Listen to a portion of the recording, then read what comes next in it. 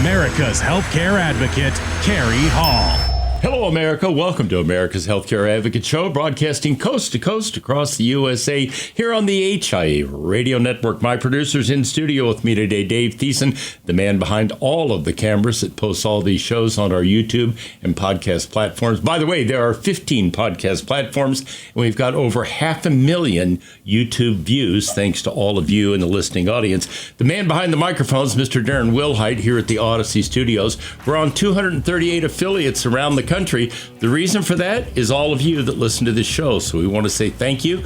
We hope you enjoy it and continue to listen. If you listen to this show and you hear it on the air or whatever the case may be, and you want to tell someone about it, you can always go to the website, americashealthcareadvocate.com, americashealthcareadvocate.com. All the shows are posted up there. You can go on the YouTube platform or the podcast platform, SoundCloud, Spotify, iHeartRadio, Odyssey Radio. We're on all of the platforms, and all the shows are posted up there.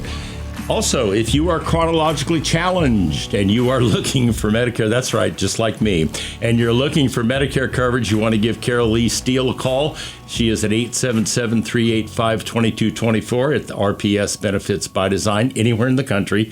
They're happy to help you. And if you're an employer struggling with the cost of health insurance, Maria Allers is the person you want to call. She's also at RPS Benefits by Design, 877-385-2224. In studio with me, happy to have her back, Dr. Tracy Stevens. Good morning. Glad to have you here. Glad to be here. And joining us today, Dr. Anna Grodzinski. Welcome, Doctor. Thank you, Carrie. So this is a very special show for me today. It's always great to get Dr. Stevens in studio. She brought Dr. Grodzinski with her today. And our topic today is women's heart health. That's what we're going to talk about. This is personal to me, okay? My wife, Lauren, suffers from heart failure. It has not been an easy road. She is a patient of Dr. Lawhorn's at the St. Luke's Women's Heart Health Center. It is remarkable what they do there. I think it's important for people across the country to understand this and understand the difference between men and women. And there are significant differences. And that's what we're going to talk about today. We're also going to talk about what's going on in treatment. We're going to talk about who's at risk, why, and how does all that play into the total picture of women's heart health. So let's just start a little bit with Dr. Stevens' bio. Dr. Stevens is a board-certified cardiologist with St. Luke's Cardiovascular Consultants and is on staff at St. Luke's Mid-America Heart Institute, Kansas City, Missouri. She is the Julie Irene Kaufman Endowed Chair for Women's Cardiovascular Health, the Ben D. McAllister MD Community Ambassador Advisor, and a professor of medicine. She is a recipient of the UMKC Take Wing Award and the Alumni Spotlight Award. She completed her cardiology fellowship at Mayo Clinic, where she is also a National Institute of Health Cardiovascular Research Fellow.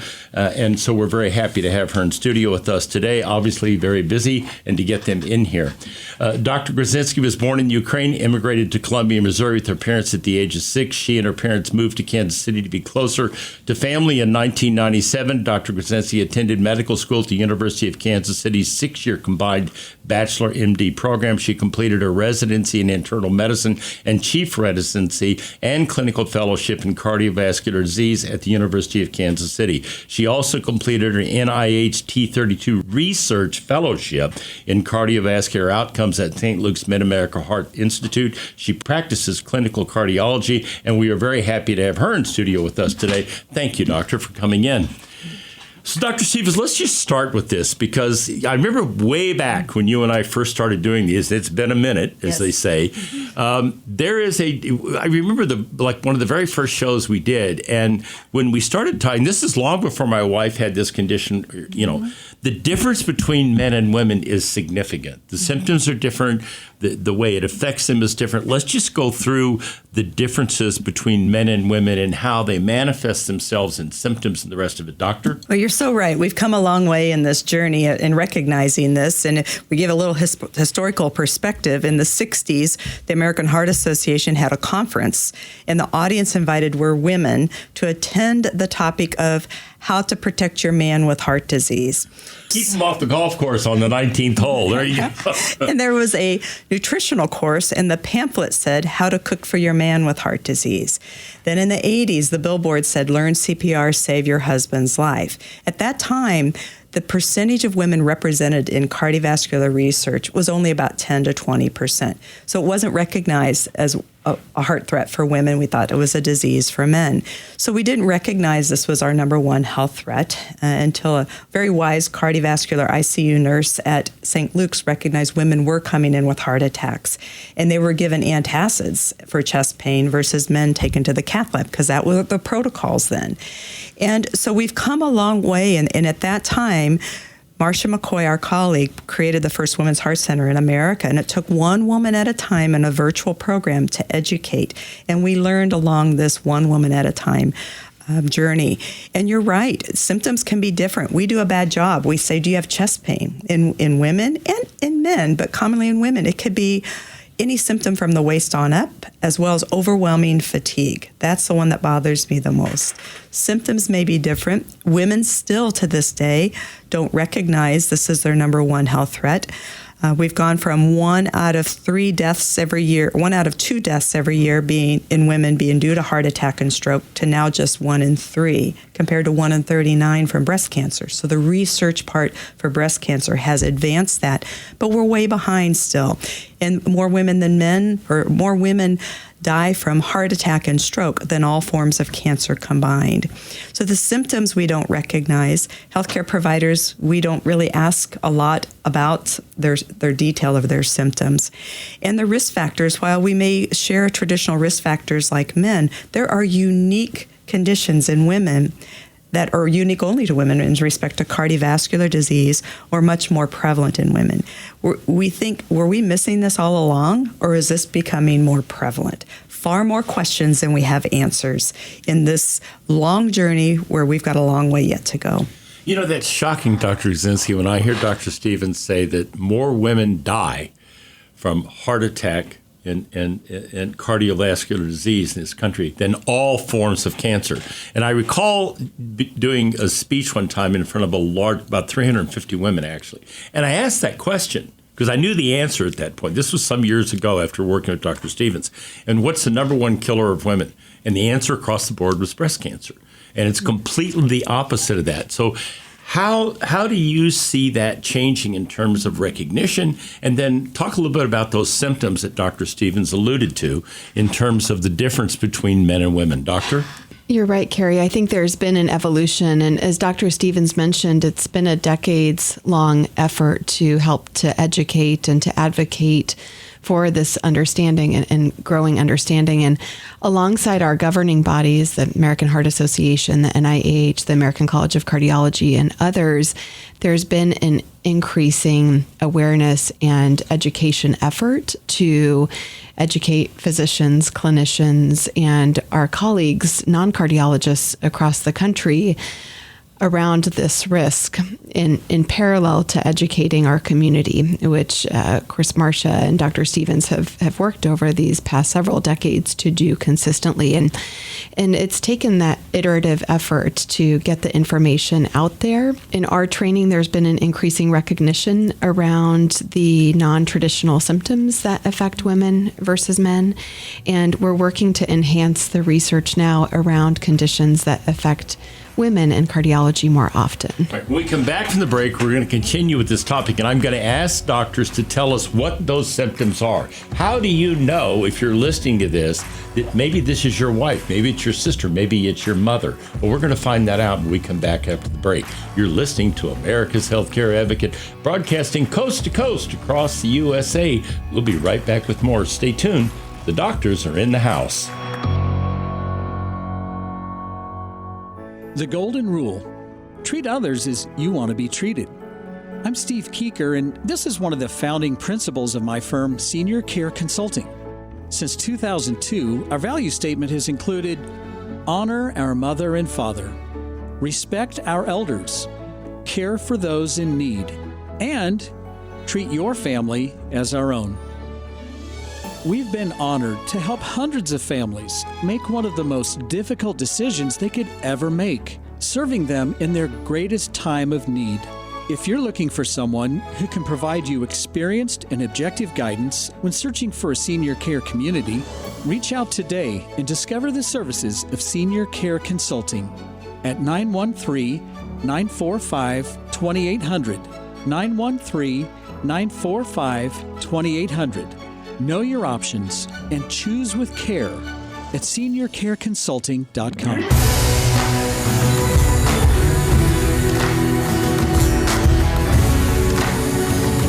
Welcome back. You're listening to America's Healthcare Advocate Show, broadcasting coast to coast across the USA. I want to take a moment to say thank you to all the folks over at KMET 1490 AM and 98.1 FM in Santa Maria, California. Got some inquiries out of Santa Maria last week and just wanted to say thank you to all the folks out there. We're happy to be on that radio station. Thank you for being part of the America's Healthcare Advocate family. In studio with me, Dr. Tracy Stevens and Dr. Grodzinski from St. Luke's Health System. We are talking about women's heart health and the Muriel Kaufman Women's Heart Health Center, which is the first women's heart health center in the entire United States. It was a pioneering program here.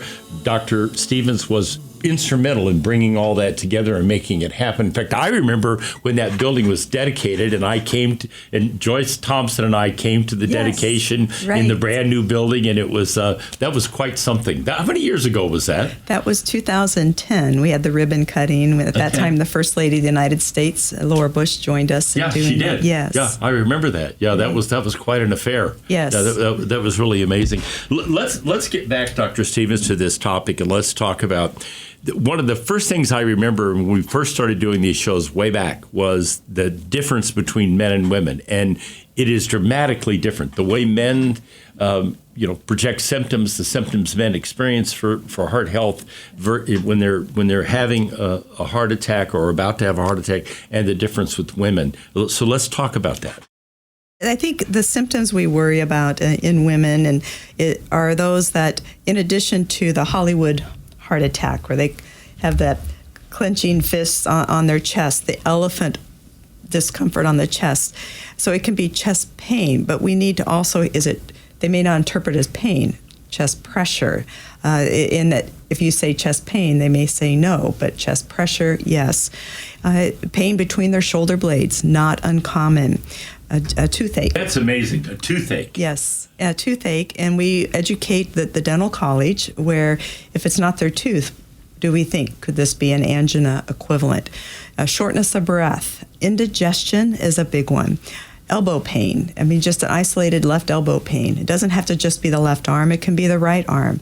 So chest discomfort, chest pressure, shortness of breath, indigestion, discomfort between the shoulder blades, arm discomfort, palpitations, the nausea, lightheadedness, and again, overwhelming fatigue. And you think, well, how many of us have those symptoms? Probably all of us.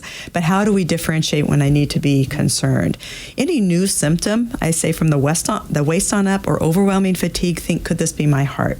And especially if what you can do with exertion, now you can't do, because when you exert yourself, now you're limited by those symptoms, because those coronary arteries fuel our heart. And when we step on the gas, just like our cars, those arteries give us the gas. If there's obstructive plaque developing, they can't give us the gas, and we halt. So exertional shortness of breath that didn't occur before, exertional chest tightness, those are the symptoms that we predominantly look for. It's funny, Dr. Grodzinski, I remember that when my wife was first diagnosed with this, by Dr. Stevens actually, the one thing that manifested itself with her, still to this day, was fatigue. And it was the fatigue. And my wife's very athletic. She was a championship horseback rider. She was a tennis player, a basketball player. She was the last person you would, she's 5'11", slender. You would never think, okay, it was fatigue. And we went in and had an echo and a cardiogram done and came out, and her ejection fraction rate was horribly low, and immediately knew we had a problem. So talk a little bit about that fatigue and those issues. And, so you're the husband out there listening to this. It's your mother, maybe it's your mom, whatever the case, and you're hearing this. What should people do? Because you know what happens. Women are so busy taking care of the family, they're not taking care of themselves oftentimes. Okay, so what should people be aware of when something like this is occurring? Carrie, what you share is so common in practice. We see it every day, and it's true that not only having healthcare advocates like our family members, is important, but self-advocacy is also important. And fatigue can be a challenging symptom. We talk about that often. But certainly, because we're cardiologists, we always incorporate a potential cardiovascular issue as a driver of fatigue. Dr. Stevens mentioned the chest discomfort or pressure, that bra line pressure. Those would be sometimes more common to women.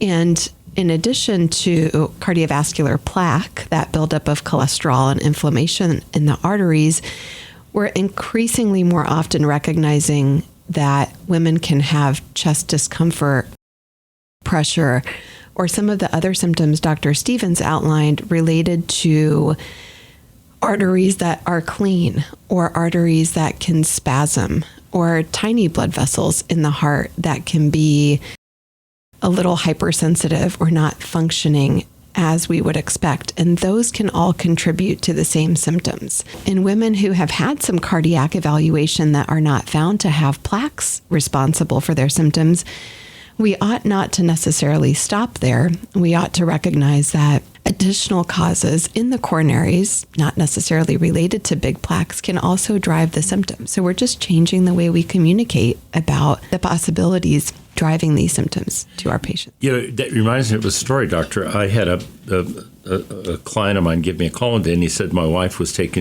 we went to the ER in a rural hospital, and they told her that she had indigestion because we had gone out to eat Mexican food that night. And he said, she's been really sick for the last 2 days, and it's not a stomach issue. And I remember saying to him, you need to get her in the city to St. Luke's and have somebody take a look at her. And I've sent a number of people to you over the years where they do not recognize that what they're dealing with is a potential heart issue. It's always like, no, that's not me. Right. That's not the approach you should take. Am I right or wrong? You're absolutely right. And like Anna had said, we have to not only include good old America heart attack because of plaque, but recognize it's not always about heart attack from a good old plaque problem in women. And something called microvascular angina, these tiny vessels. By the time a woman reports these symptoms to someone understanding, listening, doing the proper testing, can be 2 years to get the diagnosis. You're serious. And that's part of our fierce mission now with transformational research to address that. And like Lauren, very healthy. It's not heart attack. It's not plaque. She doesn't have plaque. There are conditions within the heart muscle that can impact the strength of the heart and create those symptoms as well. We know that there's unique types of heart attack. The most common cause of heart attack in women under 50, it's not due to plaque. So we have to recognize this is not for old women. This affects young women. It's the most common cause of heart attack in pregnancy is something called SCAD, where it's a spontaneous separation or tear in the lining of the artery that narrows the flow and creates a heart attack-like presentation. But we don't want to manage these women like we do plaque. We try to avoid stents. They don't necessarily need to be on aspirin or cholesterol medicine. And that's another part of our mission for research in that arena. When we come back from the break, we're going to move to a different topic now. We're going to talk about women who are pregnant and what happens as a result of heart attack in pregnancy. We're going to talk about that and the fatalities that are occurring right here in the Kansas City metro as a result of that. Stay tuned. We'll be right back after the break. You're listening to America's Healthcare Advocate, broadcasting coast to coast across the USA. We've got more. Don't go anywhere.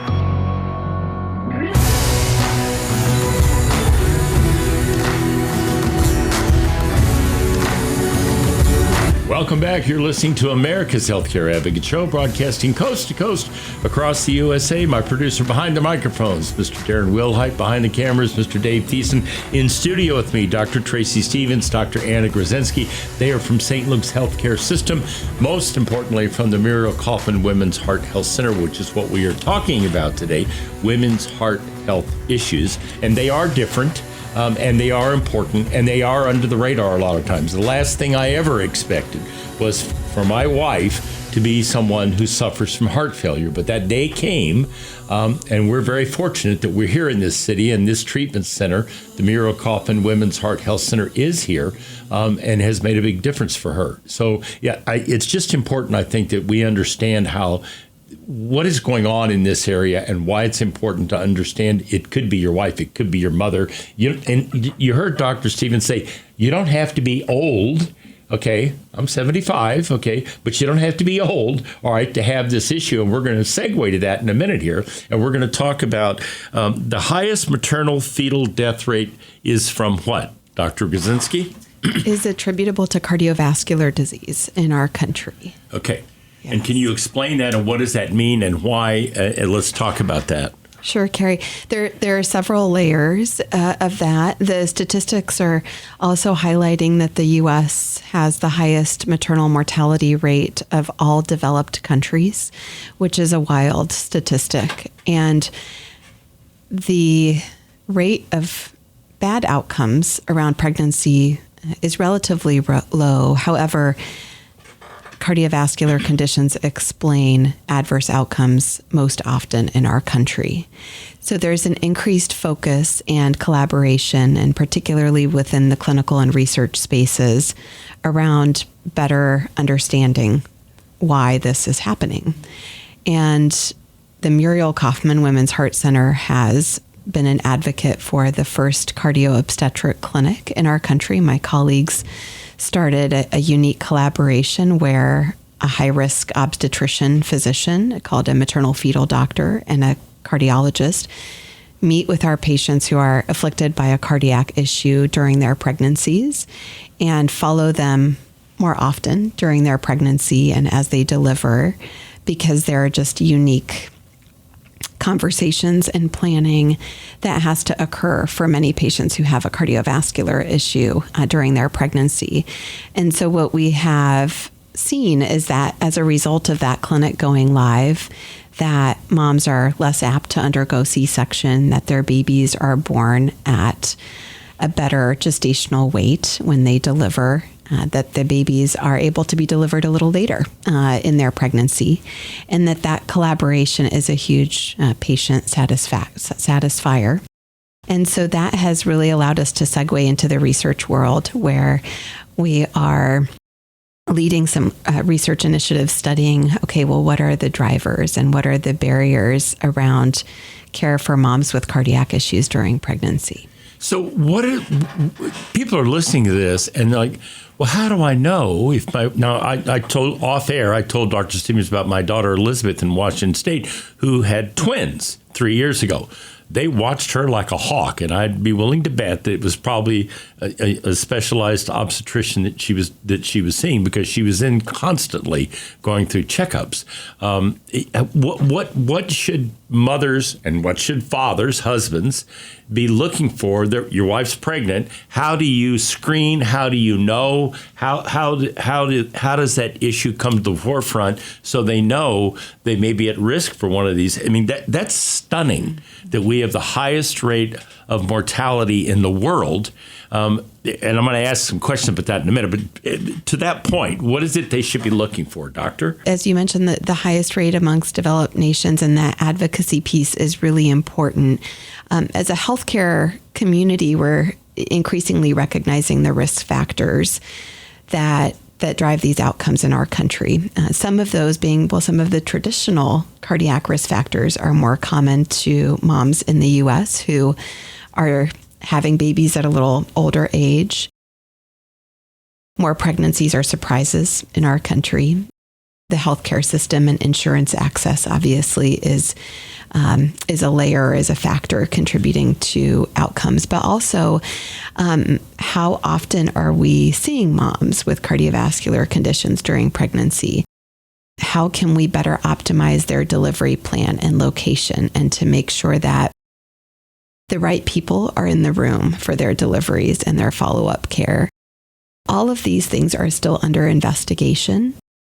And there are increasing, there's better access for us to use tools to screen moms without known cardiovascular disease during pregnancy. So that's definitely a component.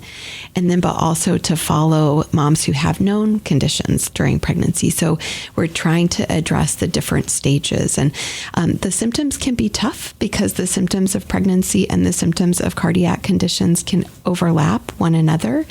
But moms who experience symptoms that they may have not experienced during a prior pregnancy, or moms who are struggling more earlier in pregnancy, or who have symptoms of notable swelling or difficulty breathing when they're laying down flat, or chest discomfort that's a new sign or symptom for them. Those moms should always present to medical attention for evaluation. So Dr. Stevens, we've talked about this before in previous shows. How much of this is a result of the way our diet in this country, our exercise in this country, the way we consume alcohol, the smoking? I mean, granted, most women now, when they get pregnant, no alcohol, okay? And certainly you don't smoke, okay? But you still have a significant issue in this country. 70% of the people are obese. 80% of 70% are obese. You've got another 20% or so that are morbidly obese. We eat a lot of crap. I mean, there's no other way to put this, all right? So how much of that plays a role in younger women who are significantly overweight? Are they more at risk? How does all that fit into this, doctor? It plays a significant role in that, as Anna said, the traditional risk factors. Blood pressure is a big one. Okay, so there's one. If you've got high blood pressure and you're pregnant, you're at risk. Absolutely. Or do you develop high blood pressure during pregnancy? A big focus is the preeclampsia, eclampsia, and that is something Anna and the team are investigating fiercely, because we know women who have preeclampsia, eclampsia, hypertension associated with pregnancy, they're at much greater risk of cardiovascular conditions down the road. Our concern is after they have their baby, is the education there that they're aware of that? Do they continue to check their blood pressure? With the obesity, that compounds all risk factors. Another, and Anna can comment more too on part of her research, is that we're now having more adults living with congenital heart conditions than there are kids living with, because of the success of surgeries as a baby. These babies are living to adulthood, and with many of them being women, can they get pregnant? We know that there's certain congenital heart conditions that really raises the risk of pregnancy. But again, who's at risk? What is the risk? Where did they deliver? How did they deliver?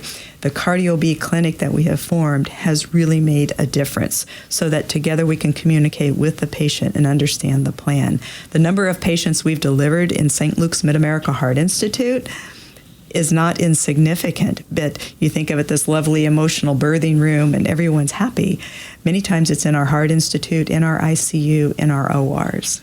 This seems to me that this has been an unrecognized issue out there, Dr. Grodzinski, for a very long time, and it's just now coming to the forefront.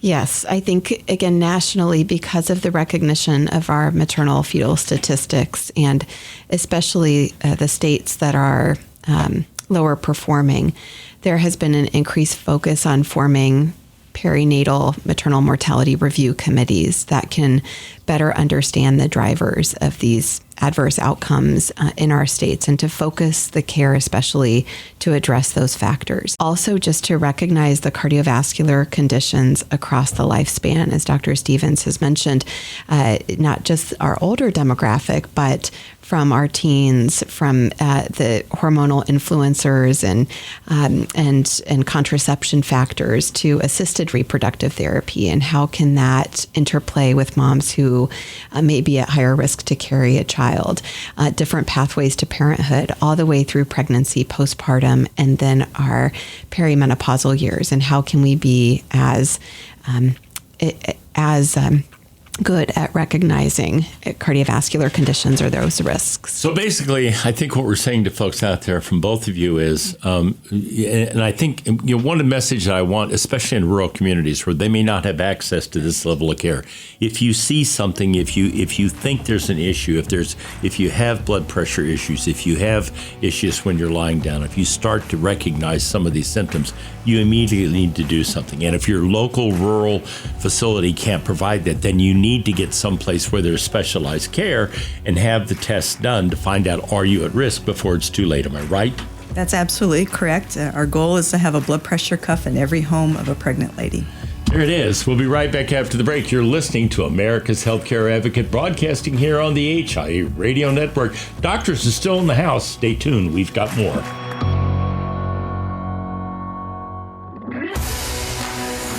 Welcome back. You're listening to America's Healthcare Advocate Show, broadcasting coast to coast across the USA here on the HI Radio Network. You can find out more about us by going to the website, America's Healthcare Advocate, and you can send me an email. I will answer it.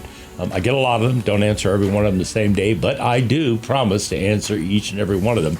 So if you've got a question, comment, go to the website, send me an email.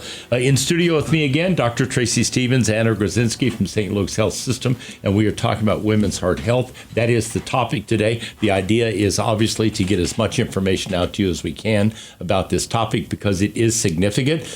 You heard Doctor say earlier in the show, more women die of this heart issue than die of all the cancers combined. That's why we're doing this show, is to make you aware that it's there. And I don't care how old you are. You can be young, you can be older, whatever the case may be. You may well be at risk for this issue if you're a woman. Certainly if you're pregnant. You just heard Dr. Grodzinski talk about this. This is an issue you should pay attention to, and that's why we're doing this show today. So it is the 30th anniversary of the Muriel Kaufman Center. You celebrated with a fairly significant milestone. You want to talk a little bit about that? Yes, it's been a 30-year journey and raising. It's amazing to think that it's been that long. It is, and Yeah. It's been a hard journey, but a very rewarding one where we've raised awareness, advocated on Capitol Hill for the Heart for Women Act, which embraced the need for more research, and to where our journey includes transformational research addressed to the cardiovascular health of women. And with that, we are so honored that we were able to announce the St. Luke's Muriel McBrien Kaufman Foundation, Family Foundation, awarded us a $10 million endowment, and to name the first institute in our community, in our city, our community, our country, in the world. And it's the St. Luke's Muriel I. Kaufman Institute for Women's Cardiovascular Research, the first of its kind. And the monies, the endowment, plus all the many gifts that have come from our community, national grants, are to embrace this fierce mission to address these questions we have. And like Anna was talking with the maternal fetal mortality, the HOPE registry, we know we can't do this alone. And we have about 40 other major campuses across our country who want to join us in this HOPE registry that addresses the maternal fetal mortality crisis. And so, Doctor, you were just in Abu Dhabi, which I was a little amazed to hear that you were actually in a conference in Abu Dhabi. Talk a little bit about that and why were you there? And this is obviously on the world stage now. So a little bit about that before we go to close. So, we're fortunate to get to lead the HOPE study. This is now in the application process to the NIH to include 1,000 patients from about 35 hospitals across our country to learn how to better understand care delivery and optimal care delivery for moms who have heart conditions during pregnancy. But also, we're fortunate to get to contribute to research networks led by others. And as I mentioned, it really is a village. And so every year we get to contribute to the Cardiac Problems in Pregnancy Conference, which is a conference hosting about 300 to 500 people from across the country focused on the care of cardiovascular topics during pregnancy and postpartum. And so Abu Dhabi hosted the conference for us last year. Amazing that you went to Abu Dhabi to have this conference. So it's really quite remarkable. Oh. So it's becoming an international issue. Is that a fair way to frame that? Undoubtedly, and more often. But the leading research and the leading content that's coming out of this research is in this country. Am I correct in that? For which we have applied for NIH support to lead 1,000 patient study looking at best care of moms with cardiovascular conditions. That will be housed here in Kansas City at St. Luke's, and that will include 35 hospitals across our country. And we contribute to other research networks of 26 to 50 hospitals that look at other topics focused on cardiovascular conditions affecting women more often, really across the lifespan as well. So, Doctor, it's been quite a journey. Your thoughts as we close out the show today on, what people should be aware of and why this is an important topic. It's so important. I think first, be aware this is our number one health threat.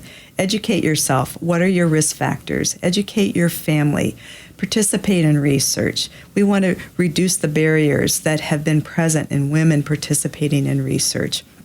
And identify symptoms, advocate for yourself, and if something doesn't feel right, get it checked out. Don't delay, and know that embrace this as our number one health threat, and that we can do something about it. We just have to be an advocate, and we say participate and donate, be part of this life-saving journey. And that is exactly what you're doing. And thank you both for coming in today. It really, this is the kind of thing that we like to do on this broadcast, where we're taking cutting edge information, getting it out. Before we did the show today, and you and I have done, I don't know how many shows we've done, this whole issue of fetal pregnancy, heart attack issue, heart condition issue, that this is another new area that we're talking about today, and thank you both for being here and being able to address the issue. And it's a wonderful opportunity that we have, that the Muriel Kaufman Center is now able to move toward this kind of research, Doctor. It is. It's creative work. It's a wonderful compliment to it's a privilege to get to do what we do. So once again, I want to thank both the doctors for being here. They're extremely busy, as you might guess, and for them to take time out to come up here and do this show today is pretty important. We hear a lot of negativity about healthcare in this country. We hear a lot of nonsense about our healthcare system in this country. Keep one thing in mind. This is why we have the healthcare system that we have. This is why we have cutting edge technology. This is why we have the ability to confront disease like this, discover disease like this, and deal with disease like this, because we have doctors and hospitals that are dedicated to this kind of thing in this country. So take some solace, take some pride in what we have, that we have this kind of research, we have this kind of care available to us in this country because of these doctors and these kinds of hospitals, this kind of research that makes a difference in people's lives. Thank you for listening. And now I leave you with this thought from Dr. Martin Luther King. Americans must learn to live together as brothers and sisters, or we will surely perish together as fools. Truer words were never spoken, especially today. Thank you for listening to America's Healthcare Advocate, broadcasting here on the HIA Radio Network, coast to coast across the USA. Goodbye, America.